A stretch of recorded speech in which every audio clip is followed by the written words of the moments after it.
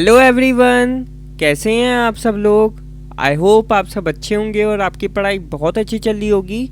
तो आज हम करेंगे अपना लेक्चर नंबर 1 क्लास 6 के चैप्टर नंबर 13 सिमेट्री का। इस लेक्चर के अंदर हम इस चैप्टर का इंट्रोडक्शन करेंगे। इस चैप्टर में जितने भी टॉपिक्स हैं उन सबको डिस्कस करेंगे। तो चलिए स्टार्ट करते हैं। चैप्टर का नाम है सिमेट्री। अब ये सिमेट्री क्या होता है?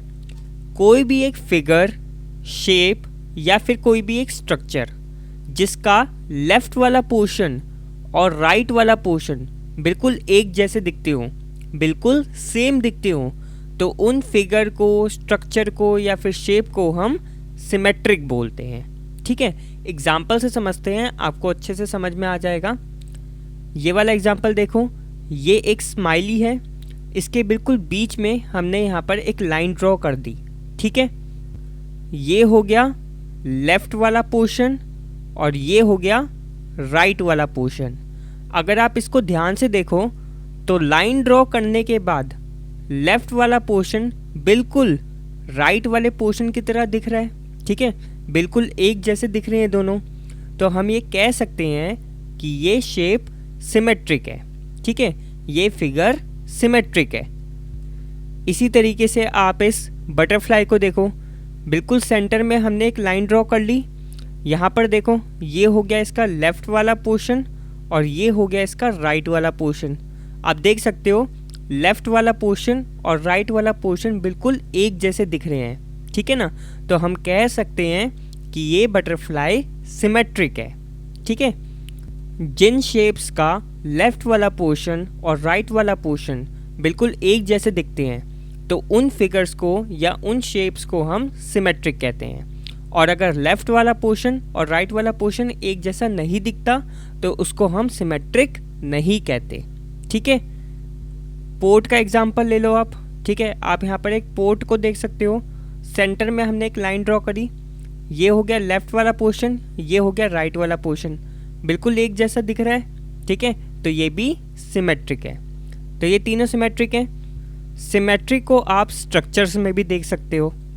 ताजमहल तो आपने देखा ही होगा। ठीक है, अगर मैं यहाँ पर सेंटर में एक लाइन ड्रॉ करूँ इस तरीके से, ठीक है, तो आप देख सकते हो लेफ़्ट वाला पोर्शन और राइट वाला पोर्शन बिल्कुल एक जैसे दिखेगा। ठीक है, तो ताजमहल हमारा सिमेट्रिक है। ठीक है, इसी तरीके से आप ये वाला स्ट्रक्चर भी देख सकते हो। ठीक है, ये एक मंदिर है। ठीक है, जिसका नाम है थिरुवन्नमलाई। ठीक है, ये मंदिर तमिलनाडु में है। ठीक है, अगर हम इस स्ट्रक्चर के बिल्कुल बीच में एक लाइन ड्रॉ करें, इस तरीके से लाइन ड्रॉ करें बिल्कुल सेंटर में, तो आप देख सकते हो इसका लेफ़्ट वाला पोर्शन और राइट वाला पोर्शन बिल्कुल एक जैसे दिख रहे हैं। ठीक है, बिल्कुल सेम है। तो हम ये कह सकते हैं कि ये स्ट्रक्चर भी सिमेट्रिक है। ठीक है, तो इस तरीके से सिमेट्री हमें स्ट्रक्चर्स में भी देखने को मिलती है। अब ये जो हम सेंटर में लाइन ड्रॉ करते हैं, ठीक है, ये जो सेंटर में हम लाइन ड्रॉ करते हैं इसका भी एक नाम होता है।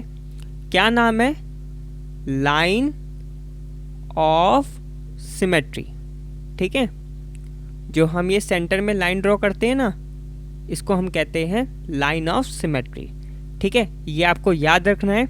और आपको ये भी याद रखना है कि एक शेप के अंदर एक या एक से ज़्यादा लाइन ऑफ सिमेट्री हो सकती है। ठीक है, इसको हम अभी आगे डिस्कस करेंगे। अब आगे देखते हैं। आप ये वाला एग्जाम्पल देख सकते हो। अगर मैं बिल्कुल सेंटर में एक लाइन ड्रॉ करूं इस तरीके से, ठीक है, तो आप देख सकते हो इसका लेफ़्ट वाला पोर्शन और राइट वाला पोर्शन एक जैसा नहीं दिख रहा। ठीक है, इसका साइज़ अलग है, इसका साइज़ अलग है। तो हम कह सकते हैं कि ये शेप सिमेट्रिक नहीं है। क्यों नहीं है? क्योंकि इसका लेफ़्ट वाला पोर्शन और राइट वाला पोर्शन एक जैसा नहीं है। ठीक है, अगला टॉपिक है सिमेट्री इन ज्योमेट्रिकल शेप्स। अब हम सिमेट्री के बारे में अच्छे से समझ चुके हैं। अब हम देखेंगे अलग अलग ज्योमेट्रिकल शेप्स की सिमेट्री। साथ ही में ये भी देखेंगे कि इन ज्योमेट्रिकल शेप्स के अंदर हम कितनी लाइन ऑफ सिमेट्री को बना सकते हैं। ठीक है, तो सबसे पहले हम एग्जांपल लेते हैं स्क्वायर का। लाइन ऑफ सिमेट्री में आपको ये ध्यान रखना है कि लाइन ऑफ सिमेट्री वहाँ बनेगी जहाँ ये शेप को हाफ हाफ में ब्रेक कर देगी। ठीक है, जैसे कि मैं इस स्क्वायर में बनाता हूँ सबसे पहले ये। ठीक है, ये हो गई मेरी एक लाइन ऑफ सिमेट्री जो इस शेप को हाफ हाफ में ब्रेक कर रही है। ठीक है, तो ये हो गई मेरी पहली लाइन ऑफ सिमेट्री। इसी तरीके से मैं एक और लाइन ऑफ सिमेट्री बना सकता हूँ इस तरीके से। ये वाली लाइन ड्रॉ करने के बाद भी ये जो शेप है ये हाफ हाफ में ब्रेक हो जाएगी। हाफ पोर्शन ये होगा, ठीक है, और हाफ पोर्शन ये होगा। तो इस तरीके से हमने स्क्वायर की दो लाइन ऑफ सिमेट्री बना ली। इसमें और भी लाइन ऑफ सिमेट्री बन सकती है। कौन सी बनेगी? और एक बन जाएगी ये वाली इस तरीके से। आप जानते हो कि स्क्वायर के अंदर चारों साइडें इक्वल होती हैं, ठीक है ना। तो ये वाली लाइन ड्रॉ करने के बाद ये हाफ हाफ में डिवाइड हो गया। एक हाफ पार्ट ये रहा, ये वाला ट्रायंगल, ठीक है, और एक हाफ पार्ट ये रहा, ठीक है, ये वाला ट्रायंगल। ठीक है, इसी तरीके से आप यहाँ पर भी एक लाइन ऑफ सिमेट्री बना सकते हो इस तरीके से। ठीक है, ये भी एक लाइन ऑफ सिमेट्री हो गई। ठीक है, ये भी स्क्वायर को हाफ हाफ में ब्रेक कर रही है। एक पार्ट ये रहा हाफ और एक पार्ट ये रहा हाफ। ठीक है, तो स्क्वायर हमारी एक सिमेट्रिक फिगर होती है जिसके अंदर 1, 2, 3 और 4 लाइन ऑफ सिमेट्री होती है। ठीक है, आपको क्या याद रखना है? स्क्वायर एक सिमेट्रिक फिगर होती है जिसके अंदर 4 लाइन्स ऑफ सिमेट्री होती है। ठीक है, अब अगली शेप देखते हैं। अगली शेप है रेक्टेंगल। ठीक है, अब रेक्टेंगल में कैसे बनेगी लाइन ऑफ सिमेट्री? एक तो बन जाएगी इस तरीके से, बिल्कुल सेंटर में, ये हाफ हाफ में ब्रेक कर देगी। ठीक है, शेप को। एक लाइन ऑफ सिमेट्री तो हो गई ये। ठीक है, एक लाइन ऑफ सिमेट्री इस तरीके से बन जाएगी। ठीक है, ये लाइन ऑफ सिमेट्री भी इस रेक्टेंगल को इक्वल पार्ट्स में डिवाइड कर रही है। ठीक है ना, आप देख सकते हो। और अगर आप इसको फोल्ड करते हो, इस लाइन ऑफ सिमेट्री के ऊपर अगर आप इसको फोल्ड करते हो तो ये पूरी तरीके से अच्छे से फोल्ड हो जाएगा। ये वाला कॉर्नर पूरी तरीके से इस कॉर्नर के ऊपर आएगा और ये वाला कॉर्नर पूरी तरीके से इस कॉर्नर के ऊपर आएगा। ठीक है ना, तो ये हो गई हमारी दूसरी लाइन ऑफ सिमेट्री। ठीक है, इसी तरीके से अगर मैं यहाँ पर लाइन ऑफ सिमेट्री बनाने की कोशिश करता हूँ इस तरीके से, तो ये लाइन ऑफ सिमेट्री नहीं हो पाएगी। क्यों नहीं हो पाएगी? अगर आप इस लाइन ऑफ सिमेट्री के ऊपर इस रेक्टेंगल को फोल्ड करना चाहोगे तो ये प्रॉपरली फोल्ड नहीं होगा। आप देखना, आप एक रेक्टेंगुलर पेपर लो, रेक्टेंगुलर पेपर के ऊपर इस तरीके से आप लाइन ड्रॉ करो। ठीक है, डायगनली। ठीक है, बनाने के बाद जब आप इसको फोल्ड करोगे, ठीक है, तो आप देखोगे कि ये वाला कॉर्नर एग्जैक्टली इस कॉर्नर के ऊपर नहीं आ रहा, ये वाला कॉर्नर कहीं यहाँ पर आएगा। ठीक है, और इसी तरीके से ये वाला कॉर्नर एग्जैक्टली यहाँ पर नहीं आएगा। ठीक है, ये वाला कॉर्नर कहीं यहाँ पर आएगा। तो इस तरीके से अगर आप इसको फोल्ड करोगे तो ये एग्जैक्टली फोल्ड नहीं हो पाएगा, कॉर्नर से कॉर्नर मैच नहीं करेगा। अब क्वेश्चन आता है क्यों नहीं मैच करेगा? इसका सिंपल सा आंसर है, रेक्टेंगल के अंदर चारों साइडें इक्वल नहीं होती हैं। ठीक है ना, इसके अंदर सिर्फ अपोजिट साइड्स इक्वल होती है। ये वाली साइड इस साइड की इक्वल होती है और ये वाली साइड इस साइड की इक्वल होती है। ठीक है ना, क्योंकि इसके अंदर चारों साइडें इक्वल नहीं होती है, इस वजह से ये लाइन ऑफ सिमेट्री नहीं बन पाएगी। ठीक है, तो आपको याद रखना है कि रेक्टेंगल एक सिमेट्रिक फिगर है, इसके अंदर सिर्फ 2 लाइन ऑफ सिमेट्री होती है। ठीक है ना, अब अगली शेप को देखते हैं, पैरेललोग्राम।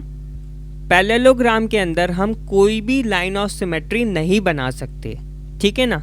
क्यों नहीं बना सकते? देखो, अगर मैं यहाँ पर एक लाइन ऑफ सिमेट्री बनाता हूँ, ठीक है, और इस लाइन ऑफ सिमेट्री के ऊपर इस पैरेललोग्राम को फोल्ड करने की कोशिश करता हूँ, तो आप देख सकते हो ये वाली साइड थोड़ी सी बड़ी है और ये वाली साइड छोटी है। तो अगर मैं इसको फोल्ड करता हूँ तो ये वाला कॉर्नर इसके ऊपर नहीं आएगा, ये थोड़ा आगे आएगा, ठीक है।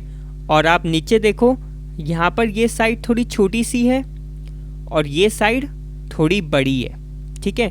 तो अगर आप इसको फोल्ड करते हो तो ये वाला कॉर्नर यहाँ पर नहीं आएगा, ये कुछ यहाँ पर आएगा, ठीक है। तो इसके कॉर्नर एक दूसरे के ऊपर नहीं आ पाएंगे, इस वजह से ये लाइन ऑफ सिमेट्री नहीं हो पाएगी, ठीक है। इसी तरीके से अगर मैं यहाँ पर कोशिश करता हूँ लाइन ऑफ सिमेट्री बनाना इस तरीके से, ठीक है, यहाँ पर लाइन ऑफ सिमेट्री बनाने से क्या होगा, देखो ये वाली साइड छोटी पड़ जाएगी और ये वाली साइड बड़ी पड़ जाएगी, ठीक है ना। तो अगर आप इसको इस लाइन ऑफ सिमेट्री के ऊपर फोल्ड करने की कोशिश करोगे तो ये वाला कॉर्नर इसके ऊपर नहीं आ पाएगा, ये वाला कॉर्नर कहीं यहाँ पर आएगा, ठीक है। इसी तरीके से आप देख सकते हो ये वाला कॉर्नर यहाँ पर नहीं आ पाएगा, ये वाला कॉर्नर कहीं यहाँ पर आएगा, ठीक है। तो यहाँ पर भी कॉर्नर एक दूसरे के ऊपर नहीं आ पाएंगे, तो ये भी लाइन ऑफ सिमेट्री नहीं हो पाएगी, ठीक है। इसी तरीके से अगर आप इस तरीके से डायगनली बनाओगे तो भी नहीं होगा। तो पैरेललोग्राम के अंदर कोई भी लाइन ऑफ सिमेट्री नहीं होती, तो पैरेललोग्राम एक सिमेट्रिक फिगर नहीं है, इसके अंदर ज़ीरो लाइन ऑफ सिमेट्री है, ठीक है। अगली शेप है रोम्बस। रोम्बस के अंदर देखते हैं कितनी लाइन ऑफ सिमेट्री बनेगी। सबसे पहले ये बनाते हैं। आप देख सकते हो अगर मैं इस तरीके से लाइन ऑफ सिमेट्री बनाता हूँ तो ये जब फोल्ड होगा तो कॉर्नर्स एक दूसरे के ऊपर नहीं आ पाएंगे, ठीक है ना, क्योंकि यहाँ पर ये छोटा है, यहाँ पर ये बड़ा है, तो कॉर्नर्स एक दूसरे के ऊपर नहीं आ पाएंगे। अगर मैं ये वाली लाइन ऑफ सिमेट्री बनाता हूँ तो ये लाइन ऑफ सिमेट्री नहीं बन पाएगी रोम्बस के अंदर, ठीक है। अगर मैं इस तरीके से बनाता हूँ लाइन ऑफ सिमेट्री तब भी कॉर्नर्स एक दूसरे के ऊपर नहीं आ पाएंगे, ठीक है। देखो इस लाइन ऑफ सिमेट्री के ऊपर अगर मैं रोम्बस को फोल्ड करता हूँ तो ये वाला जो कॉर्नर है वो कहीं यहाँ पर आएगा, ठीक है ना, बाहर की तरफ, क्लियर। और इसी तरीके से ये वाला जो कॉर्नर है वो कहीं यहाँ पर आएगा, ठीक है। तो कॉर्नर्स एक दूसरे के ऊपर नहीं आ पाएंगे अगर मैं इस लाइन ऑफ सिमेट्री के हिसाब से इसको फोल्ड करता हूँ, तो ये लाइन ऑफ सिमेट्री भी पॉसिबल नहीं हो पाएगी, ठीक है। तो ये दोनों लाइन ऑफ सिमेट्री नहीं हो पाएगी। अब इस तरीके से बनाते हैं, ठीक है। आप जानते हो कि रोम्बस के अंदर चारों साइडें इक्वल होती हैं, ठीक है ना। तो अगर मैं इस तरीके से लाइन ऑफ सिमेट्री बनाता हूँ तो अगर मैं इसको यहाँ पर फोल्ड करूँगा इस लाइन ऑफ सिमेट्री के ऊपर तो ये वाला कॉर्नर एग्जैक्टली इस कॉर्नर के ऊपर आ जाएगा, ठीक है ना। तो ये लाइन ऑफ सिमेट्री आपकी सही है, ठीक है। और इसी तरीके से अगर मैं इस तरीके से यहाँ पर एक लाइन ऑफ सिमेट्री बनाता हूँ इस तरीके से, तो अब ये वाला कॉर्नर इस कॉर्नर के ऊपर एग्जैक्टली आ जाएगा अगर मैं इस लाइन ऑफ सिमेट्री के हिसाब से इसको फोल्ड करता हूँ, ठीक है ना। तो रोम्बस के अंदर दो लाइन ऑफ सिमेट्री होती हैं, ठीक है। रोम्बस एक सिमेट्रिक फिगर है जिसके अंदर टू लाइन्स ऑफ सिमेट्री होती है, ठीक है। ये आपको ध्यान रखना है। अब करते हैं अगली शेप्स। अगली शेप्स हैं इक्विलेटरल ट्रायंगल, आइसोस्केलेस ट्रायंगल और स्केलेन ट्रायंगल। इन तीनों में देखते हैं। सबसे पहले है इक्विलेटरल ट्रायंगल जिसके अंदर तीनों साइडें इक्वल होती हैं, ठीक है। सबसे पहले इस तरीके से एक लाइन ऑफ सिमेट्री बन जाएगी, ठीक है, क्योंकि इसके अंदर तीनों साइडें इक्वल है। तो अगर आप इस लाइन ऑफ सिमेट्री के ऊपर इसको फोल्ड करते हो तो ये वाला कॉर्नर एग्जैक्टली इस कॉर्नर के ऊपर आ जाएगा, ठीक है। ये पूरा के पूरे हाफ पार्ट में डिवाइड हो जाएंगे। ठीक है, इसी तरीके से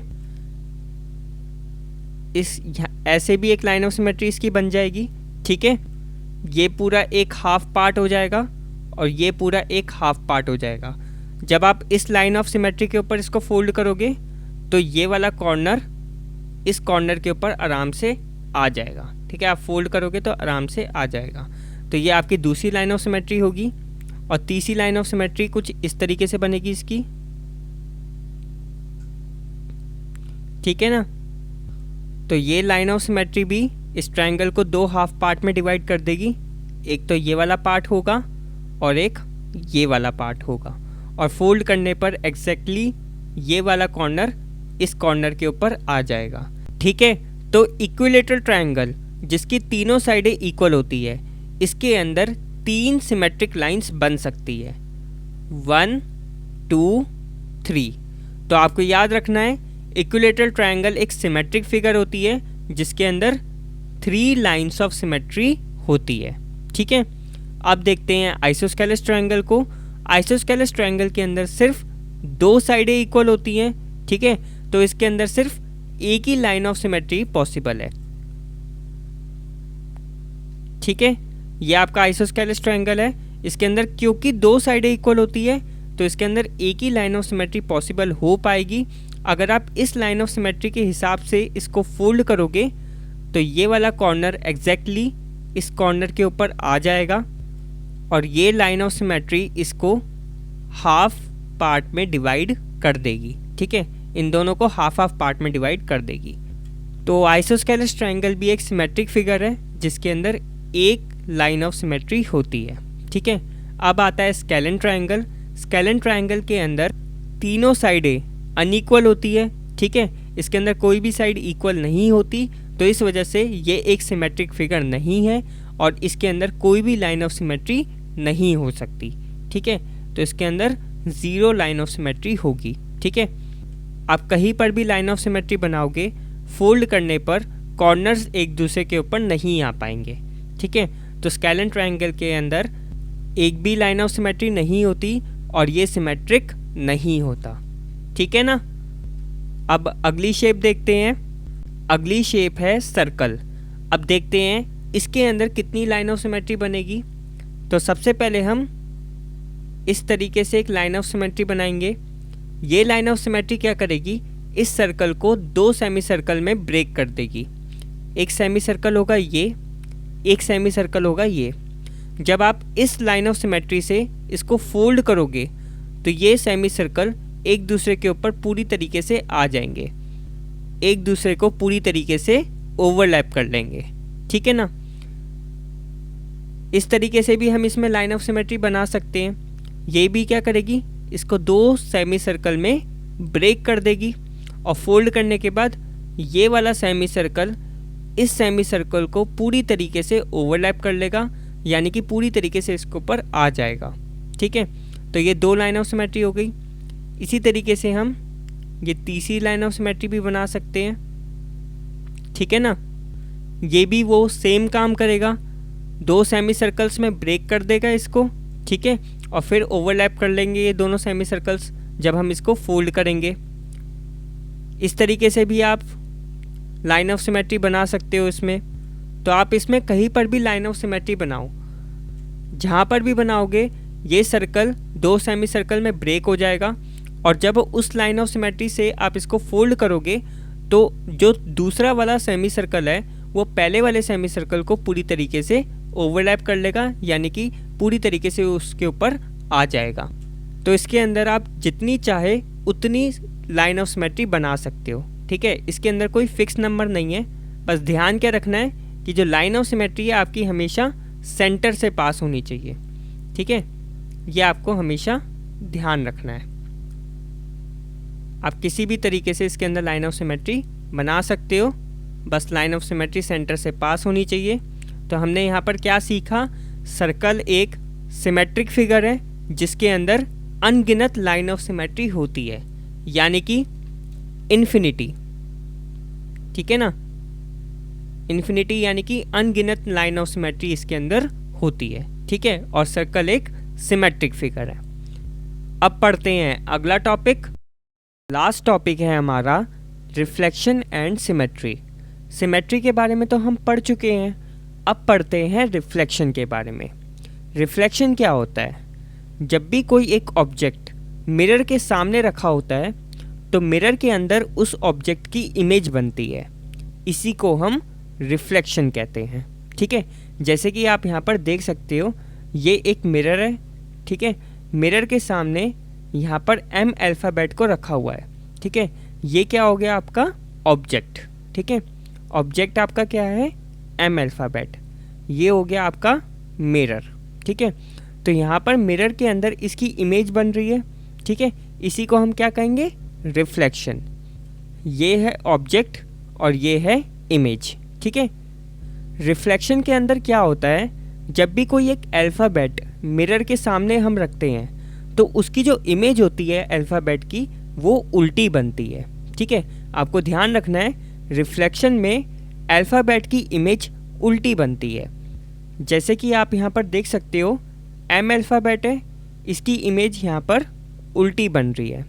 इसी तरीके से अगर मैं पी अल्फ़ाबेट लेता हूँ तो इसका रिफ्लेक्शन कैसे बनेगा? इस तरीके से बनेगा। ठीक है, ये है ऑब्जेक्ट और ये है इमेज। अगर मैं बी अल्फ़ाबेट लेता हूँ तो इसका रिफ्लेक्शन कैसे बनेगा? इस तरीके से। ठीक है ना, ये है ऑब्जेक्ट और ये है इमेज।